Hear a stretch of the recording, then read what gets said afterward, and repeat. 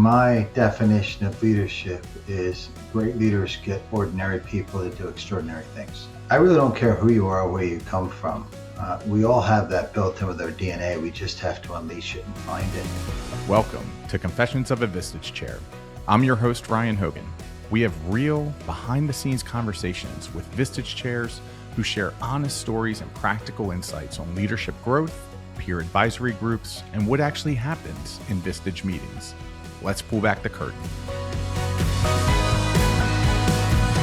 I've talked to Vistage Chairs. I've talked to many folks, but you were actually my first Vistage Chair. So this is a big one. Yeah, I remember when. I knew him when. So I just told this story last week, and I don't know if you're going to remember it or not. You were the first, not just Vistage Chair, but you were the first mentor of mine. You were the first business coach. And this was the first thing I did when I separated from active duty service was I moved to Maryland, and then I joined your Vistage group. And I made a pact with myself when I got out of the service. I said, I've been wearing boots for the last 15 years, and I'm done with boots, at least for like the next 6 months.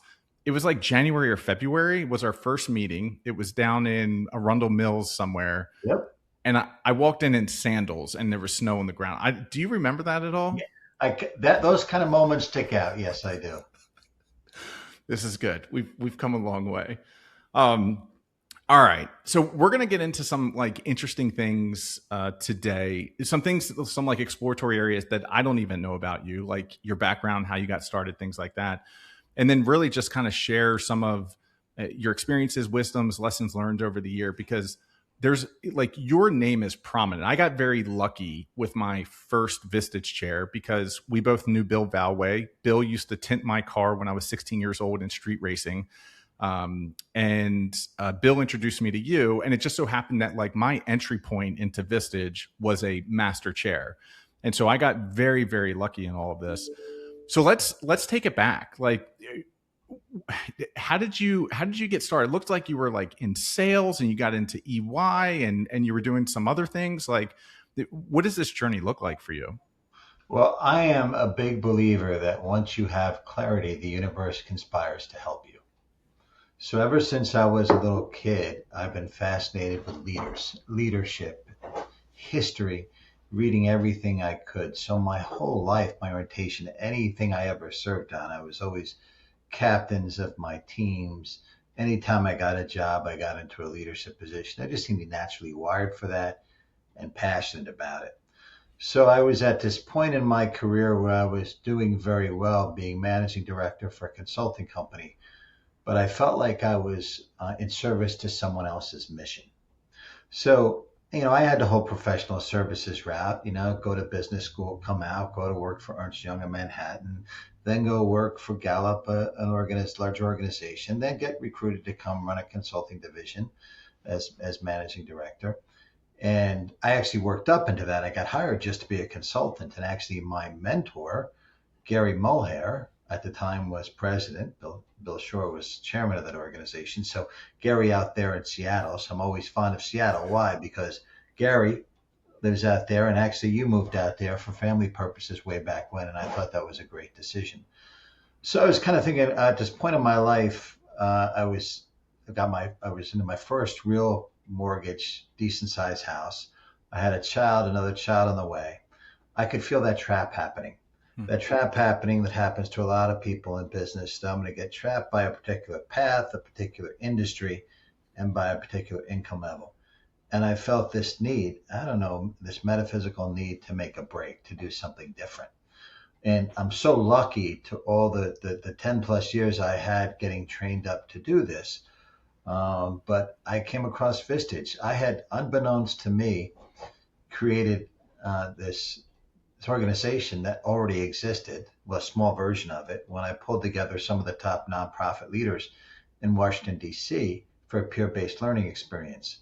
From that, I wish I remembered, I ended up meeting a Vistage Chair, David Belden. And David Belden came and spoke to my group on Fierce Conversations. And I remember watching David give his speech, and I got to know him a little better. And there's this whole organization that does peer groups. It's been doing it since 1957. there's training, there's support, there's a methodology instead of trying to figure it out all on my own. So I was intrigued. I was like, how can I do this myself? Because it was really hard figuring it all out on your own. And then from David, I got recruited by Harvey Goldberg, and Harvey was running an emerging entrepreneur group at the time. And he and I met several times, and I really liked Harvey. And I was really intrigued about joining his group, but at the same time, I was deciding I wanted to go out on my own. And so I remember meeting with Harvey and saying, I got good news and bad news. The good news is I love Vistage. The bad news is I don't want to join a group. I want to become a chair. And Harvey and David helped shepherd me into that interview process, which at the time was pretty extensive for Vistage. My goodness gracious, all these video interviews and different scenarios you're going to be put in. It was pretty heavy stuff. It was like nothing I had experienced since business school, right? Yep. And then the world just opened up. I was relatively young. I remember I went to Vistage Chair training. I was 37 at the time. I think the average age was 57 of my cohort. So I was about 20 years. There was one other person in the program with me who is my age, Lauren, our mentee, but it was me. And it was like, wow, I'm in this new world. And who am I? I've got a lot of professional service experience. I did have some P&L responsibility, but I kind of just made it under the wire to get into this Vistage thing and be qualified to do it. So I got in there, and my life changed the first day of the first week of Vistage Chair training. I was completely validated that this is what I wanted to do. This was who I was, and I'd found my hedgehog. I found my passion. I found my talent, and I found an economic situation was very favorable to me. So it just all seemed to conspire to happen to help me all at once. And I can't believe, looking back now, 23 years, it seems like a blink of an eye. The number of members I've had, the relationships with people like you, watching folks have this incredible journey in their life. I've seen nascent entrepreneurs 10x their business and have tremendous success. I've seen people hand their business off to family members. I've seen folks, grow their business beyond their wildest expectation. I've seen exit transaction where they've sold it to the employees. I've seen all this incredible stuff because, as I tell everybody, I'm lucky enough to have a front row seat to the top 1% to 2% of the population who actually moves the needle in society economically. And so, and I get to be, I tell people this story. About 5 years ago, before this happened, I was up in Stratford, Ontario at the Shakespeare Festival. And as my wife at the time, we went to see Othello. And in the play Othello, there's a character, Iago. And if you don't know Shakespeare, he's whispering in the king's ear. And he makes the king mad. So the king ends up killing his wife and then commits suicide. Right? So he makes the king a worse king. And I said to my wife, when we were coming back that night from the play, go back to our hotel, I said, I've got it. She go, what? I want to be the positive Iago. I want to be the person who whispers in the king's ear and makes him better. Right? Because Mark Parat, my buddy, used to say is that we get the opportunity to help the few that affect the many. So if you can do that role well, you have a huge impact on people.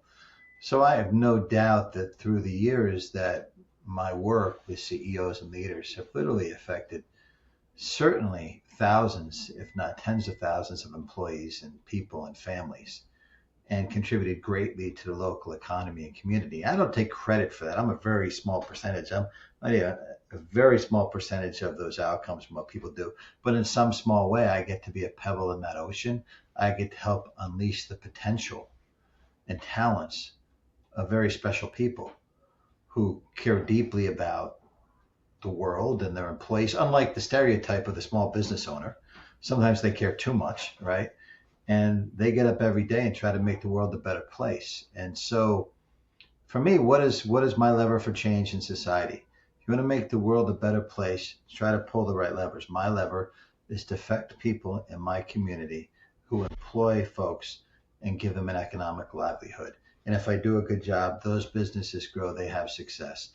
My members, just like most Vistage members, care deeply about their employees and their culture and their communities. And so the hypothesis I have for everybody, if you want to see a thriving community in America or anywhere in the world, you will find a thriving entrepreneurial class. And that's what we as Vistage Chairs do. We create the conditions and the environment where entrepreneurship and business leadership can thrive. Yeah. Very long answer to your question. No, it's all good, and it's one, a great answer, and two, like, just to validate that. I mean, you changed my life, Ed. And when I think about, and you probably know this about my past, but like my first company went bankrupt, and when that company went bankrupt, I was like, I have no idea if I ever find product market fit again. Like, I need something else to help me. And so the first thing that I did, I reached out to Bill and I was like, hey, I need some sort of like peer group, people that have been there, done that. And and you put me in a group where everybody was ahead of me. Like, not only was I stupid and showed up in sandals, but everybody was like, what I felt was out of my league. And what that did was, like, it pushed me to learn and learn fast, because we were on a rocket ship, and what I needed was like tough love and accountability and all of those things. Without you, Hunt a Killer would have never made it to an exit. Without you, I never would have learned about EOS, which is another life changer. And I wouldn't have had a coach asking the tough questions, which, like, to me, a good quality or a top quality of a good coach or a great coach is being able to ask the tough questions that nobody else is going to ask. And you also had the good fortune of moving from me to Tom Leonard, who's an incredible chair in his own right. 100%. And so let's talk, like, we don't have to go down that path too much, but like, I never would have met Tom, if it weren't for you. Like, you were the start of kind of like my next, like, my professional entrepreneurial journey 2.0. 1.0, disaster, failure, like painful lessons learned. 2.0, like understanding, learning, curiosity, all of these things that you helped with. You talked a little bit about leadership and how, like, you've always taken leadership roles, and now you're in a role in which, like, you're leading leaders. So you are a leader of leaders. Like, what is leadership to you? What was that thing that you were constantly seeking since a very early age? Well, as I tell everybody, my definition of leadership is great leaders get ordinary people to do extraordinary things. And I believe in the potential of every individual to find greatness within themselves. And I really don't care who you are or where you come from. We all have that built in with our DNA. We just have to unleash it and find it.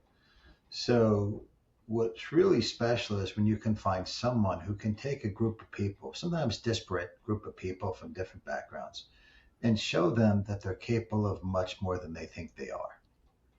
And when that happens, it's a special thing. So leadership is really about unlocking the talents and abilities of average everyday people to do things of significance.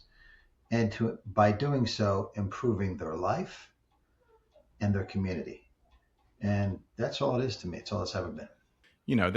There's times in companies where it's just not working, and you're pouring your soul into another professional, and they're just like not picking it up. They're not getting it. In EOS, they say, get it, want it, have the capacity. And maybe there's just something that's getting tripped up on that side.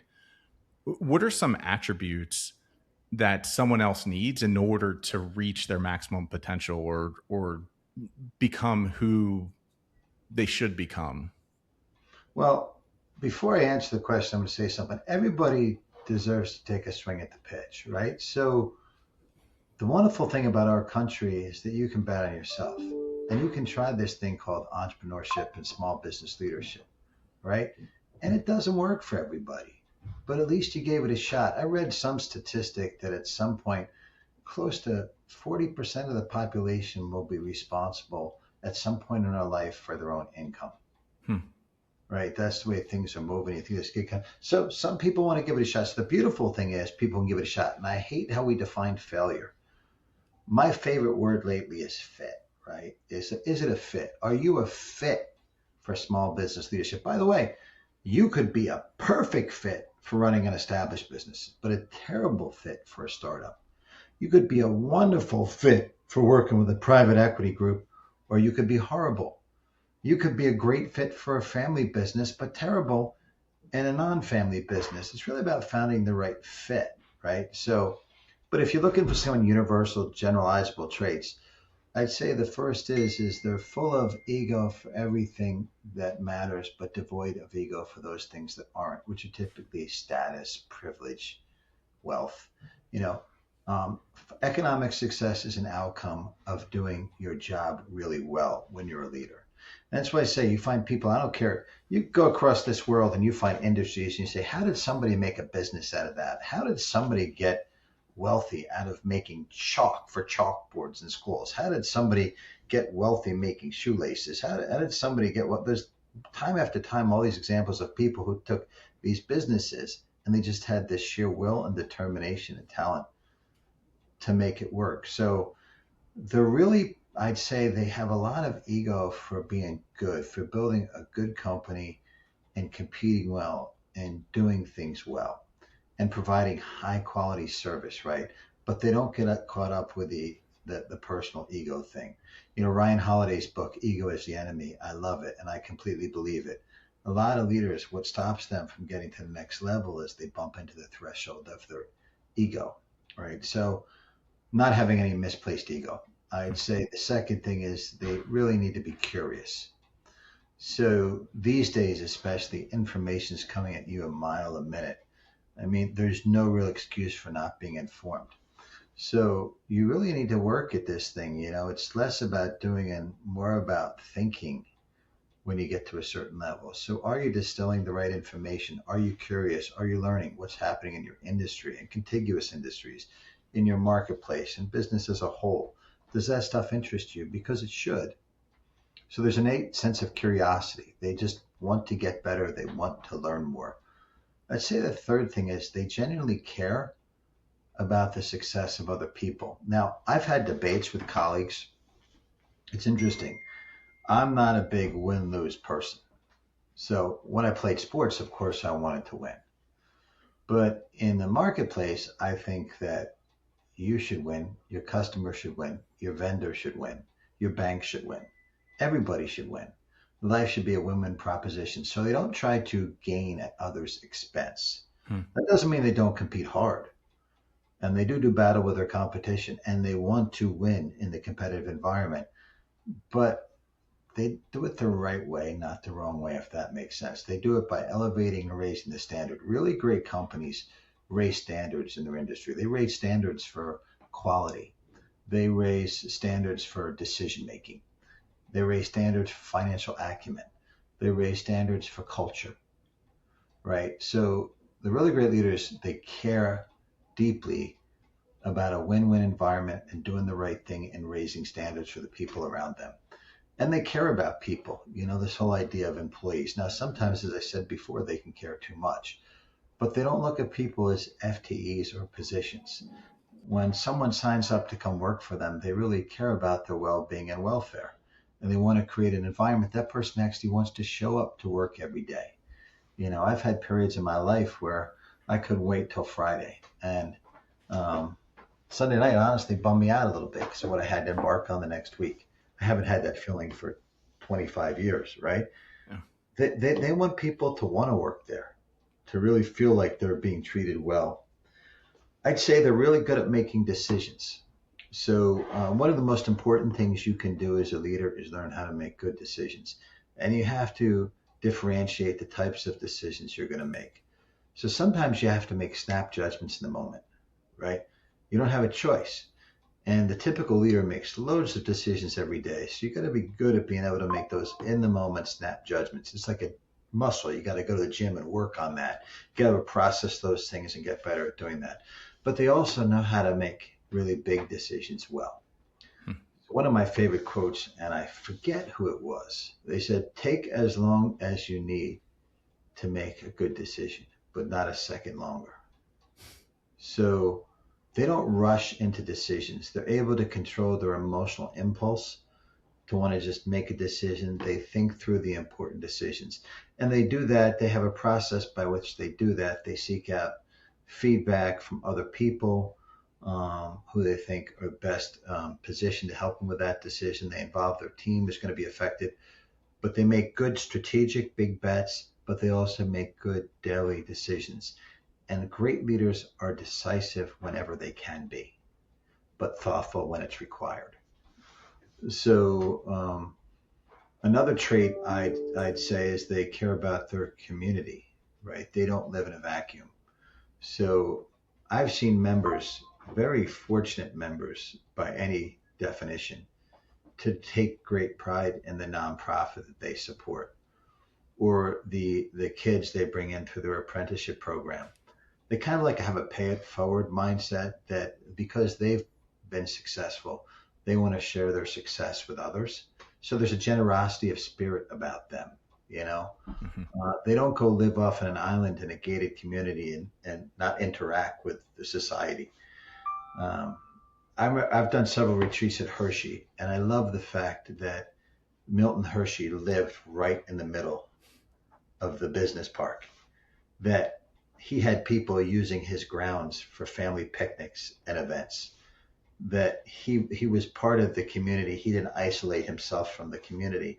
And he even ended up giving up a lot of his house so they could have a golf club and events. And he lived in a 2-bedroom apartment right on the grounds of Hershey. And it's like, what a leader. He felt so confident in his relationship with his people.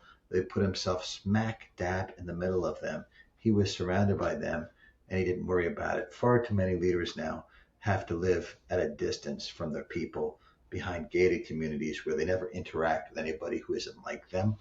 Yep. They make themselves separate from. And I think the best leaders, they build connection. They don't build separation. So they're good at connecting people and staying connected with people. It's like the ivory tower syndrome, the leader who spends their time in their office, their big office behind their desk with everything at their disposal, whatever they want, but they never get out from behind their desk, right? No, you got to get out in the field. You got to visit your customers. You got to see your people. You got to walk around the office. I tell my members if they're always in their chair behind their desk, they're not doing their job. So they're out and about trying to see things and connect with people. I'll give you one more. I've written whole books on this, so I could go on and on. And I guess one trait that really sticks out about them, is they don't take things so serious that success becomes a burden. So what you notice with people is everybody talks about, clearly you've been through an experience. And by the way, you were just on your hero's journey to get to this next thing. Every successful entrepreneur has stories of failure. They learn from the failure movement. That's life. Learning from adversity and failure, getting smarter and wiser, and coming back and giving it another shot. That's life. That's everybody's life. I don't care who you are. So I don't know. They're different in all the good ways. Brilliant. There was a lot in there. I'm going to try and figure out which ones to go deeper on. The first one you talked about, this curiosity. Couldn't agree with you more. Like I think this whole state of like constant curiosity, constantly learning, knowing that there's more out there to discover. In today's environment, there is a lot of information that is flowing by us, and things are moving at such a rapid pace.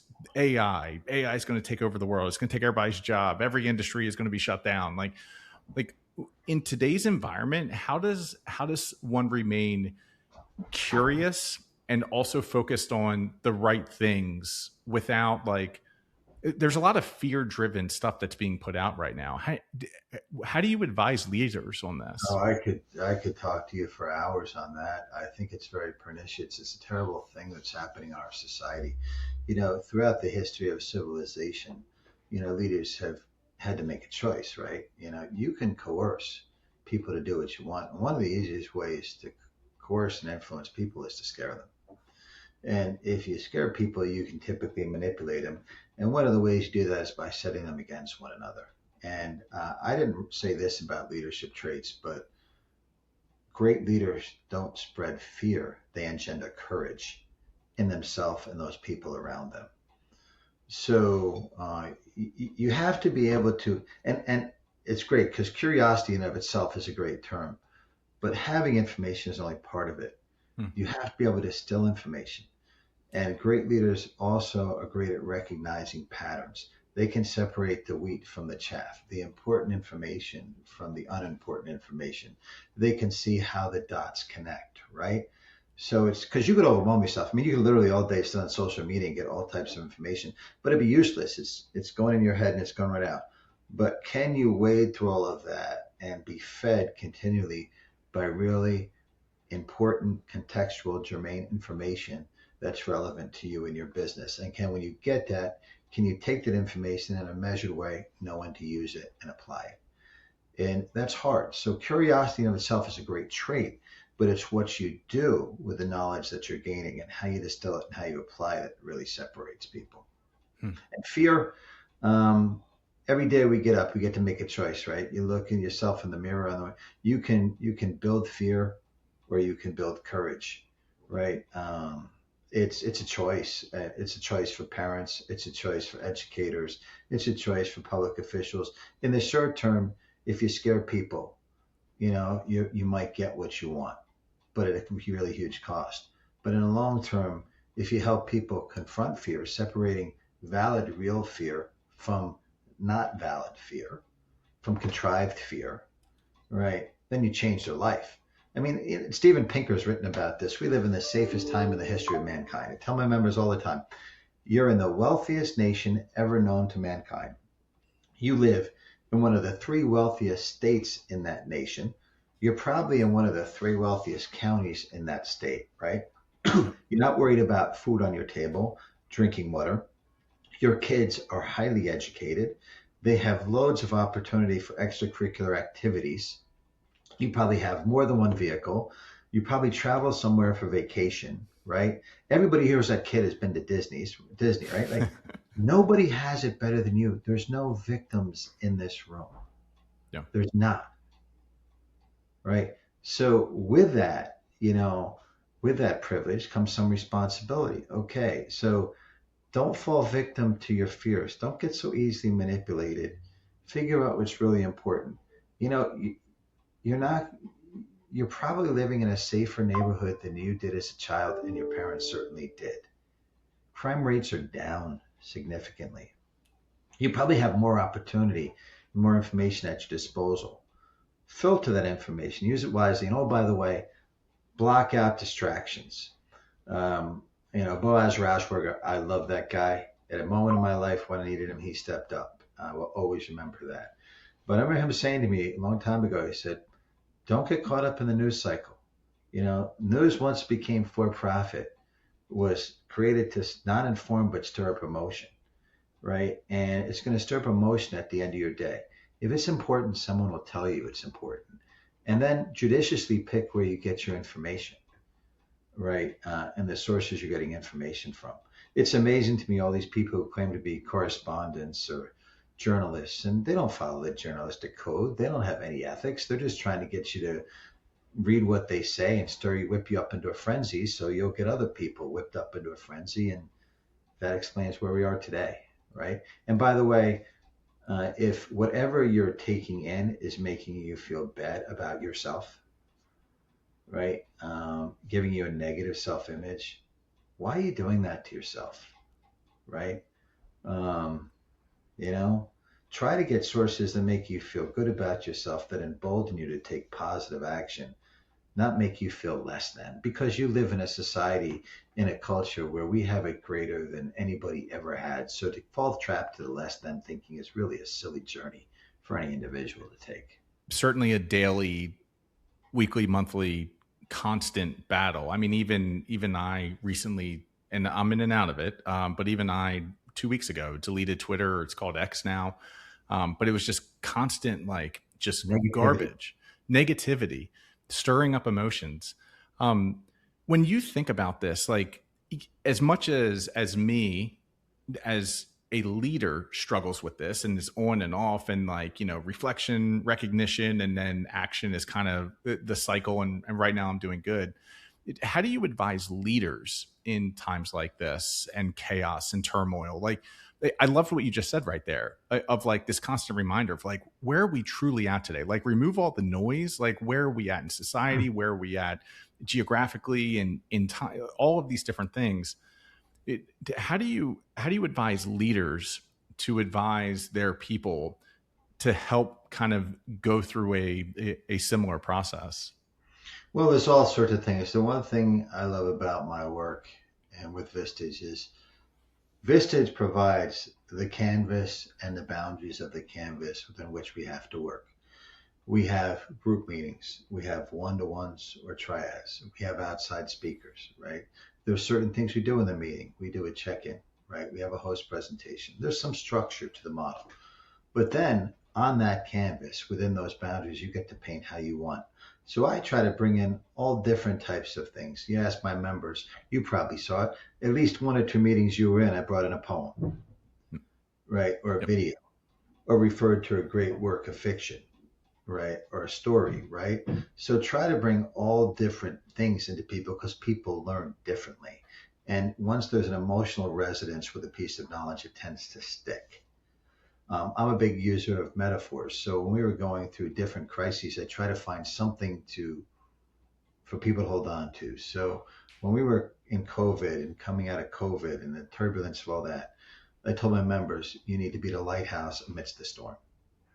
You need to be the one place where your people can look in the dark, choppy seas and see that light there to help them guide them through this period in time. So what you want to help them is understand what their role is.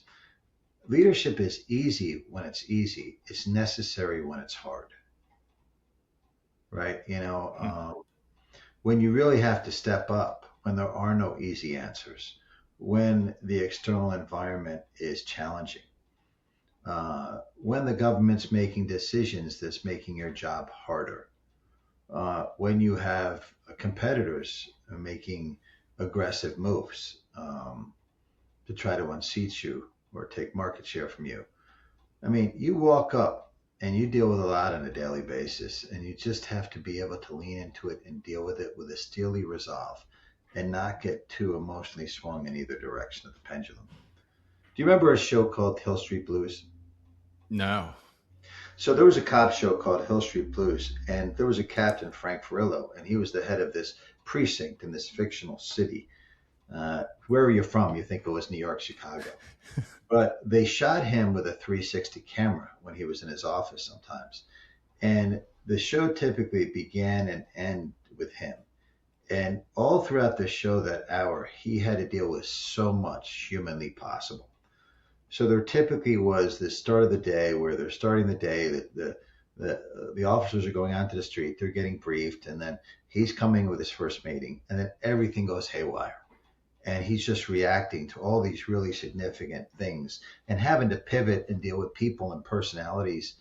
And then at the end of the show, he typically would be with his girlfriend, who I think then became his wife at the end of the day, with his family, his relationship, and he was finding comfort and solace in that relationship. And they even were at odds with each other. She was an attorney and he was a police officer. But I thought it was like a great way to look at things. You don't know. You start with one objective and you plan for the day.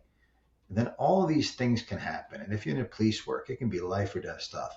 And a lot can be demanded of, challenged of you. You even might be at odds sometimes with the people you care about while trying to navigate this. But at the end of the day, you get to go home to family and people you love and feel that love, which gives you the resolve to go about it another day. And that's what it is. I mean, a lot of life is just, it's lived moment to moment, day to day. And are you up for the challenge? And is what you're experiencing making you a better or worse version of yourself? And do you have, and I hope I'm not droning on too much, people out there. I hope he'll edit this. But, No, this is great.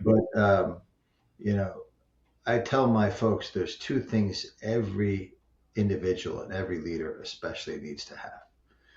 They need to have things that guide them and things that ground them. You have to have your North Star. You have to be shooting for something that's bringing forth your more noble self, right? Our job in life is to become the best version of ourselves. And what's pulling you in that direction, right? And then you got to have those things that ground you, right? Is it family? Is it friends? Whatever it is, but what's that solid foundation you've built beneath your feet, right? So that you can reach for the stars. And what's compelling to have you do that?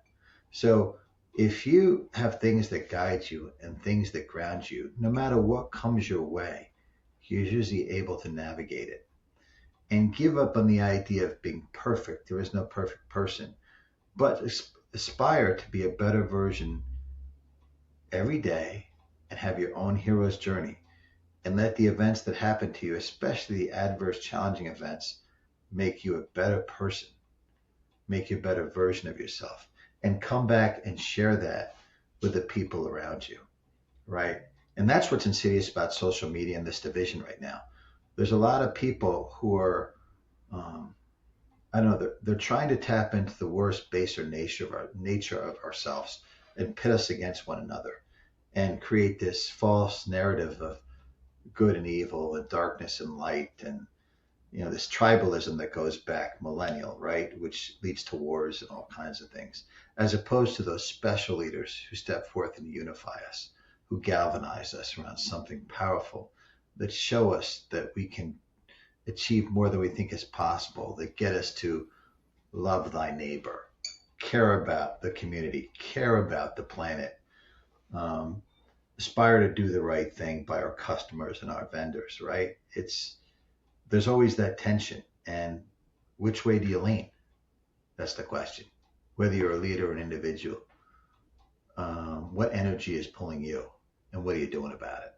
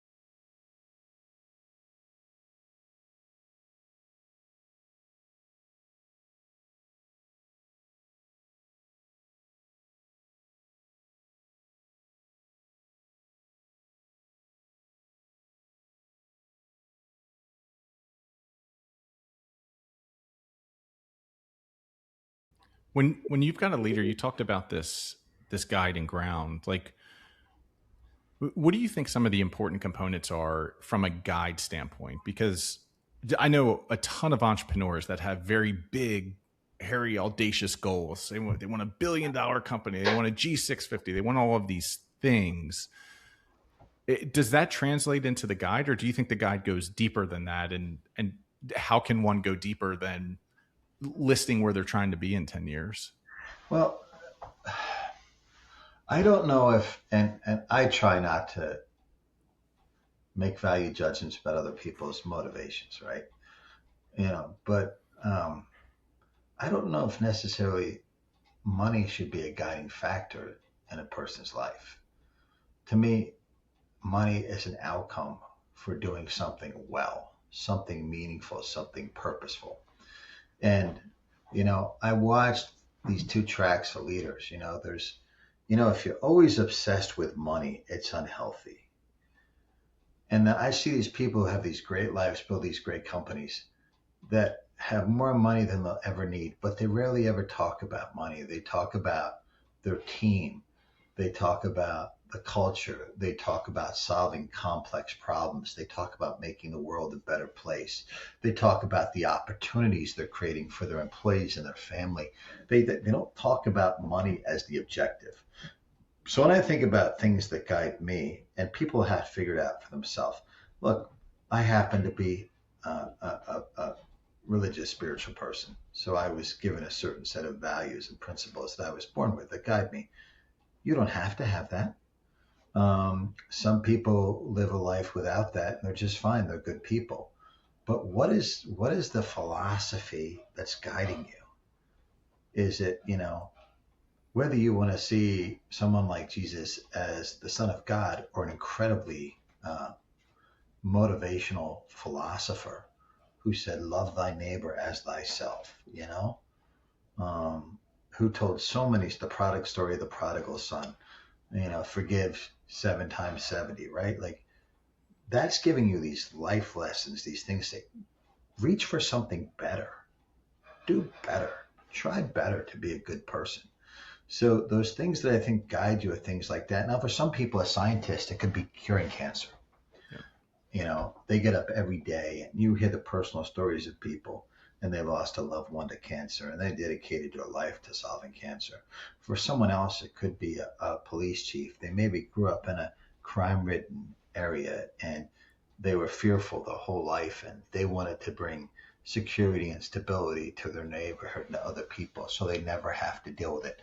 There's this underlying motivation, which is good, that's driving them to excel, to achieve. So that's what I think guiding is. Your North Star is, why are you here and what are you hoping to accomplish and what's driving that? And it's different for different people, but there's got to be some fundamental methodology or framework or rubric or motivating force that's pushing that forward. Um, at least that's what I believe. I think money's only ever an outcome of doing other things really well. Do you think there's is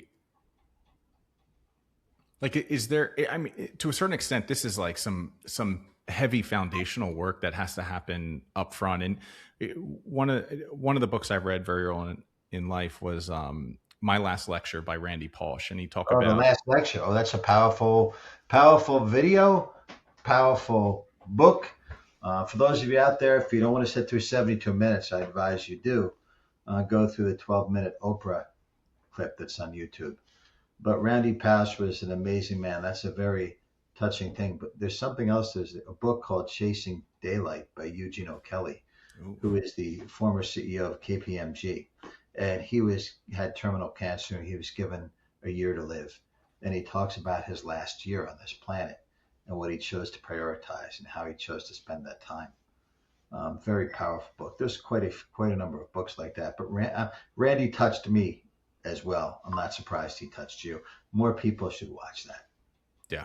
It's the only reason I made officer. I read that book 2005, 2006. It was like when all that stuff was coming around, and there was this thing in there, and it was like brick walls. He talked about all of his failure, and he was like, brick walls are there to keep people that don't want it bad enough out.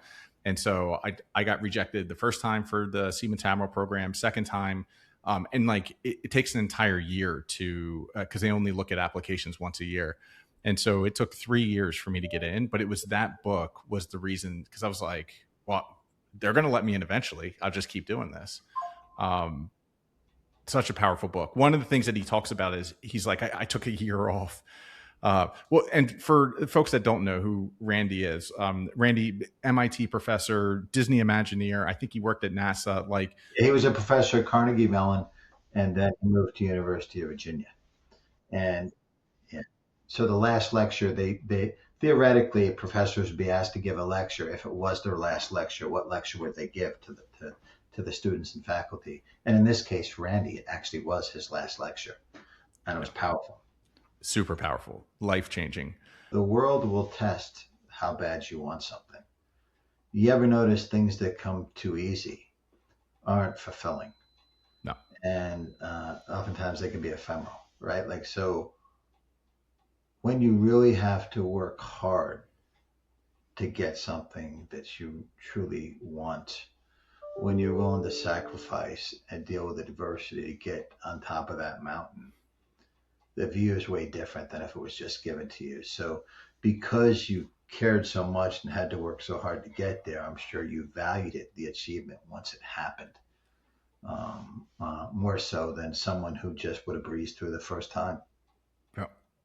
And for me, it was also like, for me, what a lot of this like overcoming adversity has been are like stepping stones, because every time that I've accomplished something, I'm like, oh, it just as long as you keep doing it, like eventually something will break through. And like now I'm at a place in entrepreneurship where I'll just keep going. Like I'm just having fun. Like for me, it's now about the journey, and I'm having a lot of fun. You talked a little bit earlier about this idea of like caring for other people in the team.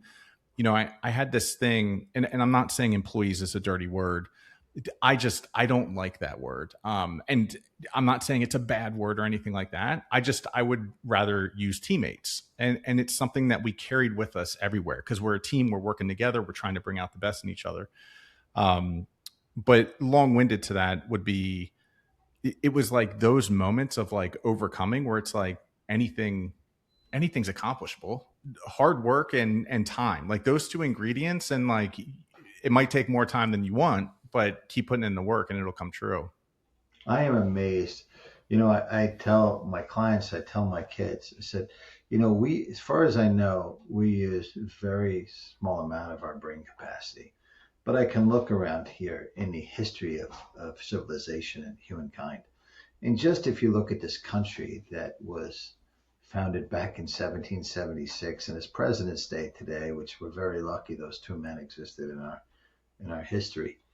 But you walk through any major city, you go anywhere, you see what the universities that have been created to learning, the bridges that have been built, the highways, you see planes flying in the air.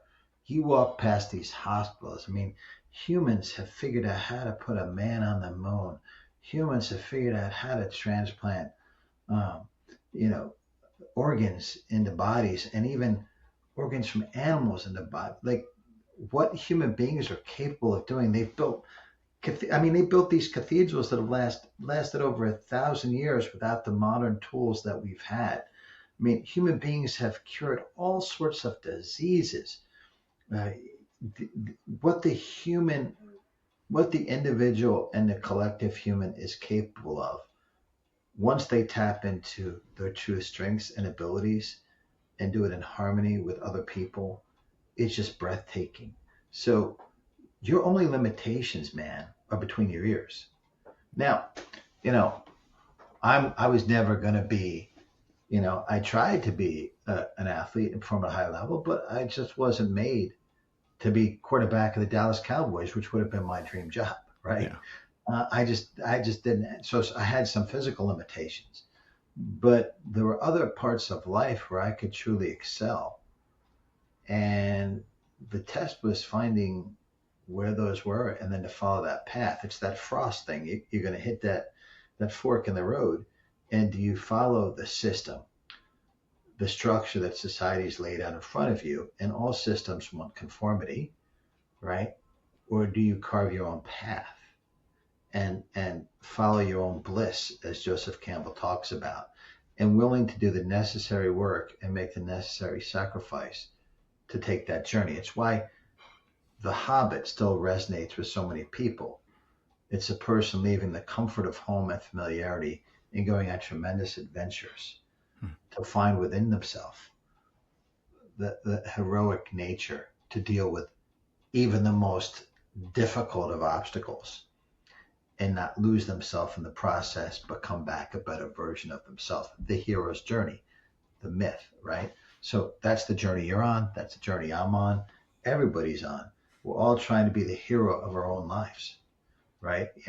And every year is a chapter. What would you say? Because especially as we talk through entrepreneurship, and we talked a little bit about fear earlier, but people that are like looking at the fork in the road and thinking that they can go do this. One of the big things out here right now is like AI's taking over the world. It's taking everybody's jobs. I have opinions on this. You have been one of the chairs that has been consistent in getting as much AI knowledge into your groups as possible, and providing that perspective. like where do you think this is all going, and how are you advising your members right now to think through AI implementation, the future to their business? Well, a lot people a lot smarter than me can tell you they can't determine what the future of this thing will be and where it's going. So I'd be kind of, um, I don't know, foolish to say that I know absolutely where this is going. But I've always wanted to embrace technology and innovation, not fear it. You know, what I know is that every tool, every major technological development in history, going all the way back to the wheel, but going through history for the last couple hundred years, every major change that was driven, societal change through technology, always scared people. Always scared people.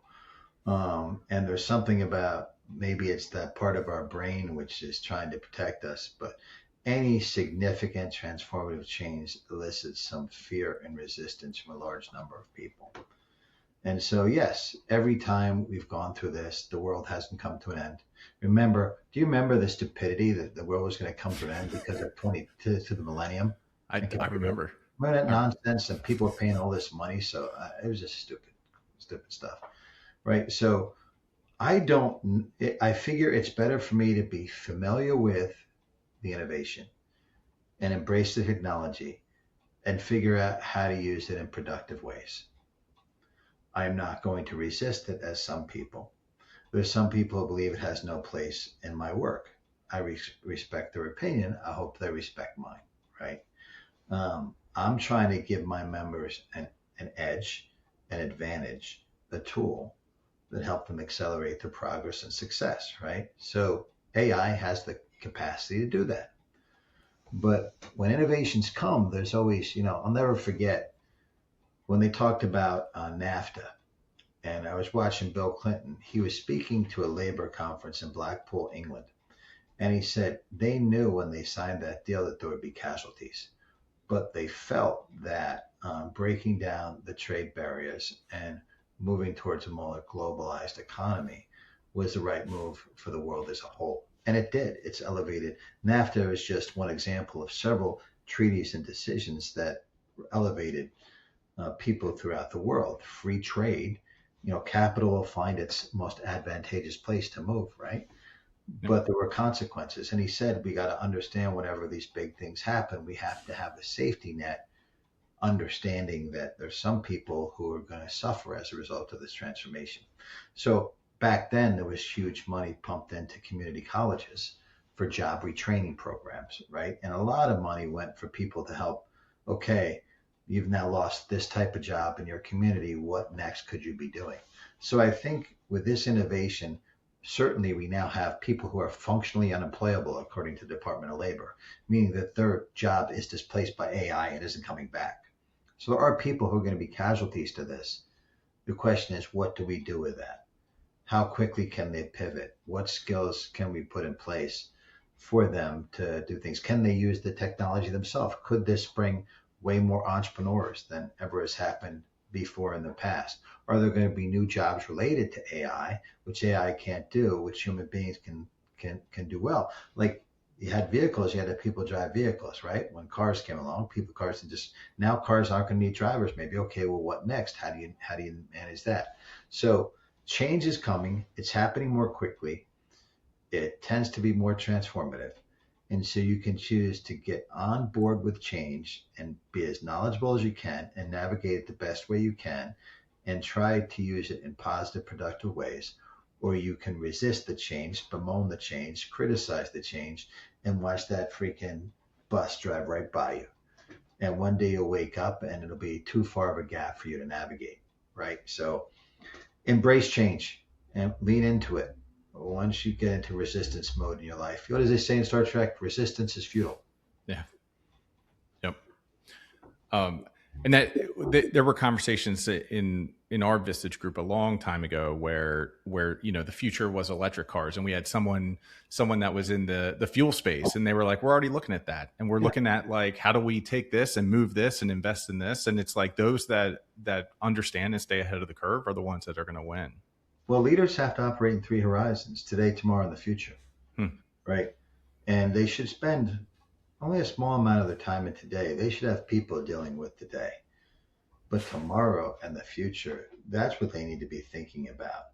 They need to see where things are going, where they're moving. It's like a chess match. Like, what are the move 5 or 6 moves down the game, right? That you need to make anticipating the moves. And that requires thought, right? Not just action. So you have to be living not just in today, you have to figure out what's coming around tomorrow in the next 1 to 3 years. And is your organization positioned for that? And then 5 years out and more, like some people, they said Jobs could think out 25 years. Where is the society moving? Where are things moving? And how can you position your organization and your company and your family and your children in the most advantageous way to navigate that?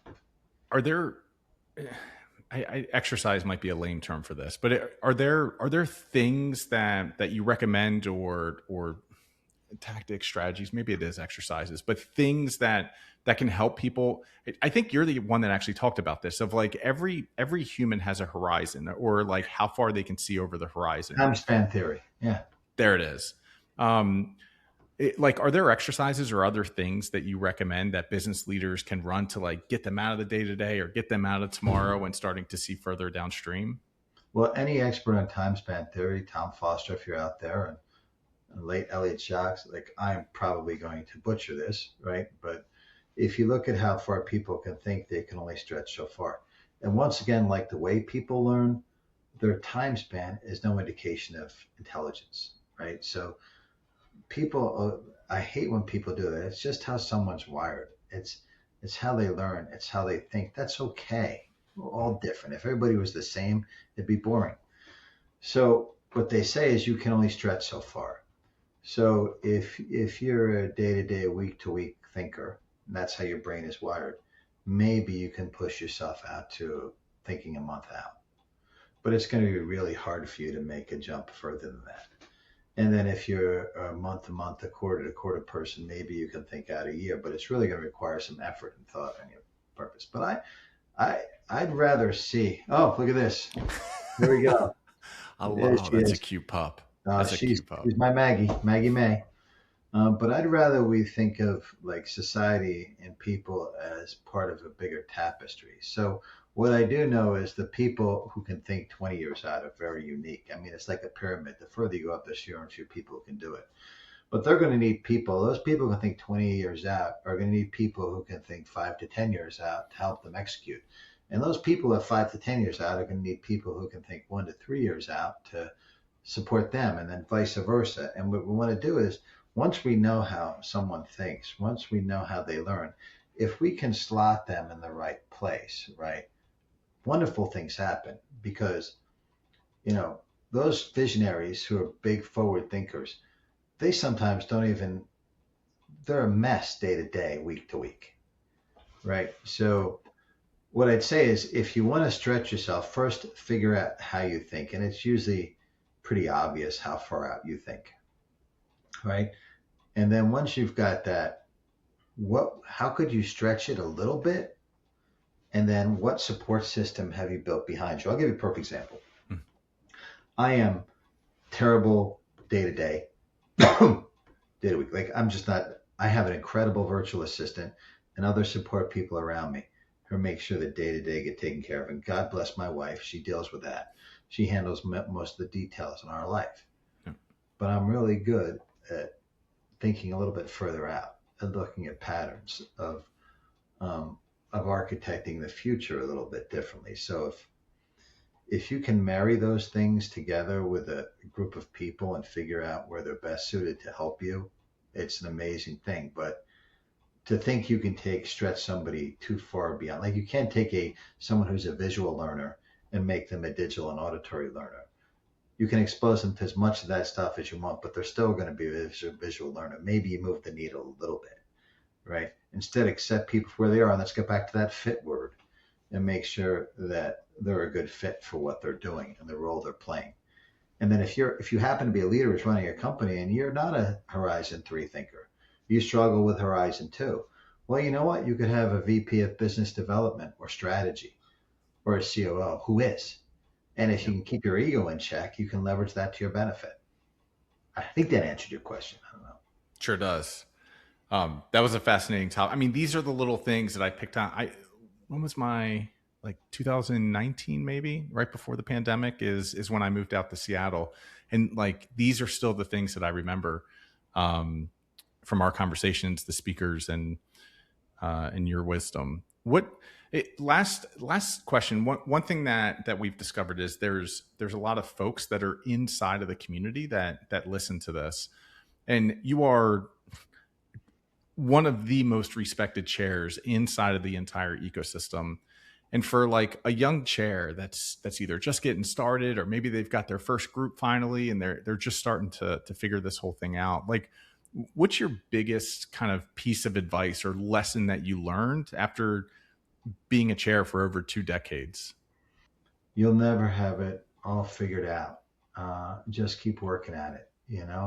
Um, I try to have my members guess. I try not to be too formulaic. What is he going to do this month? It's your canvas. Be you. I very early on in my career, I had a member lovingly talk to me after a meeting, put his hand around my shoulder and say, Ed, um, get away from the Vistage formula. We signed up for Ed. We want to see Ed flourish. That's who we want to follow. So it was really eye opening to me because I was so concerned about doing Vistage the perfect way, as opposed to using the Vistage canvas and framework to bring my best self forward in a role using those tools. So strive to be the best version of yourself. It's your canvas. Paint it as best you can. Don't put pressure on yourself to be perfect. You're going to flop sometimes.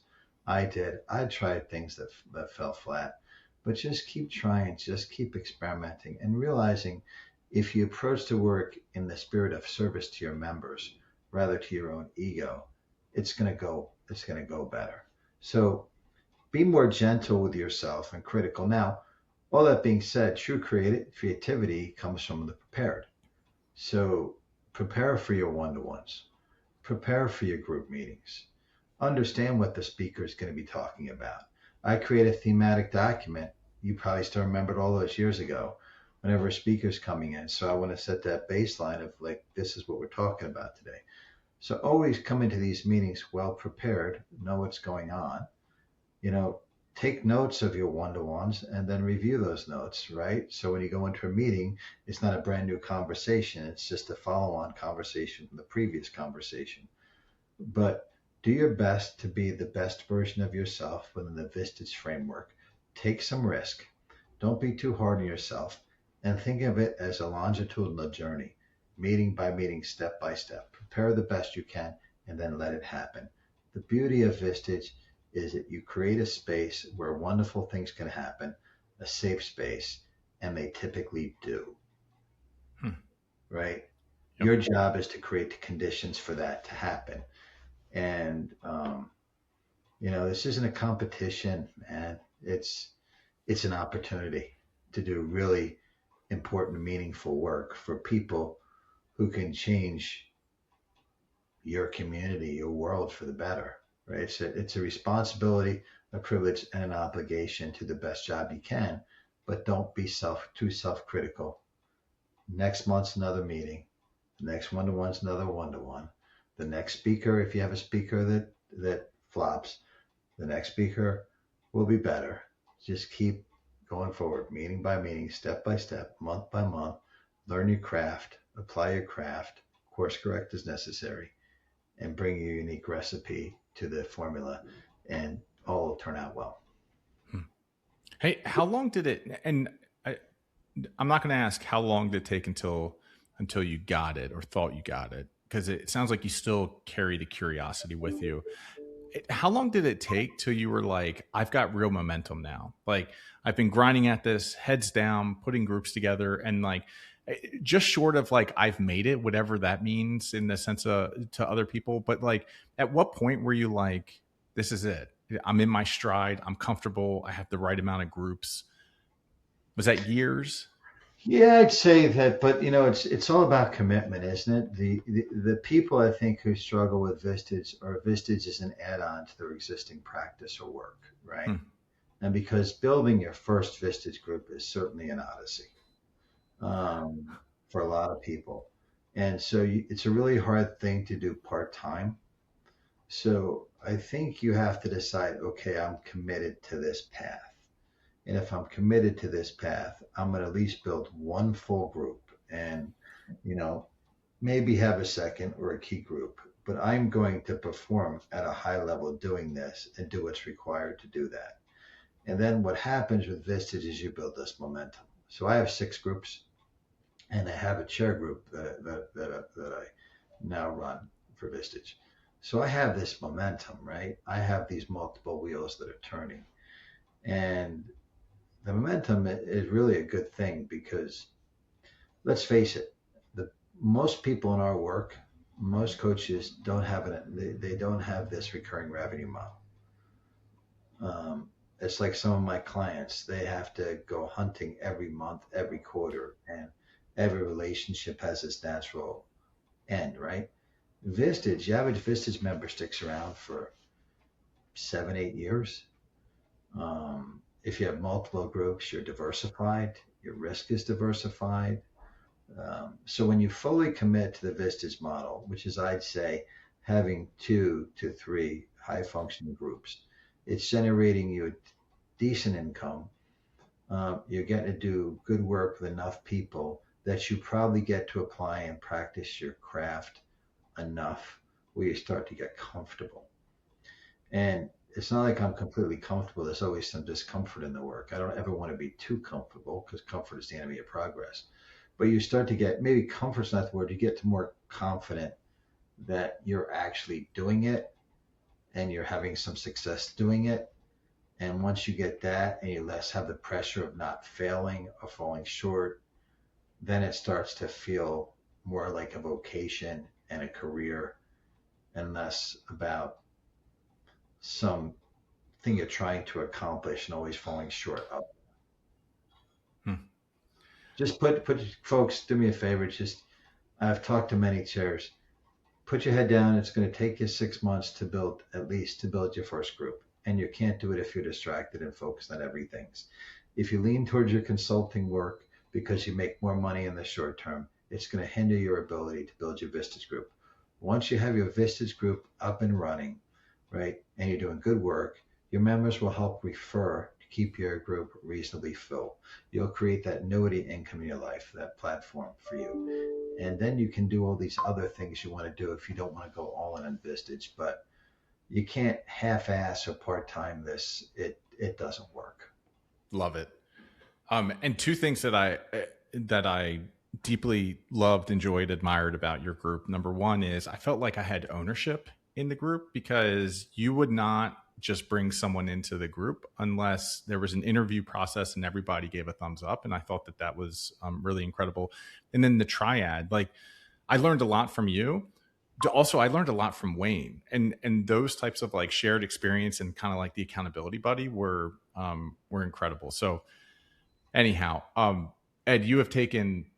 I think I was like, hey, you want to go for an hour, blah, blah, blah. And now we've gone for an hour and 7 minutes, and we got started late. So I just wanted to thank you for coming on, sharing your story, sharing your wisdom. I've got a whole page of notes and quotes from this.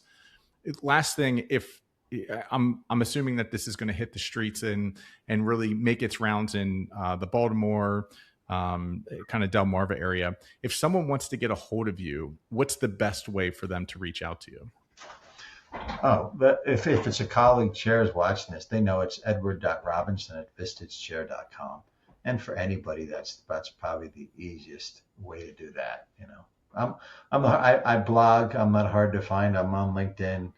I've got like 800, 900 blogs at this point. I've written a couple books. So if you want to find me, it's usually pretty easy to find me. And within Vistage, reach out. I promise you I'll do my best to respond back.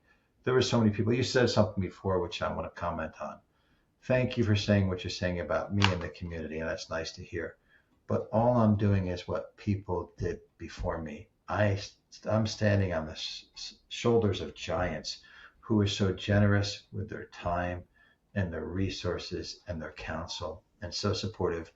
I was a 37-year-old, schmo trying to come in and figure this out. And the number of people who volunteered their time and their resources to me to make me successful, who are willing to listen to me and guide me, I'll be forever grateful the rest of my life. There's names. I mean, some of those folks were just unbelievable. And there's people like I didn't get to know really well personally, like Pat Murray, that were transformative in my life. And then there's people like Ozzy, who at Gontang, which I got to know personally, who was just an amazing friend and advocate. There was Ole Carlson, who was just so incredibly supportive of me at the beginning. And the list can go on and on and on of folks who did that for me. So I'm just doing what was done for me.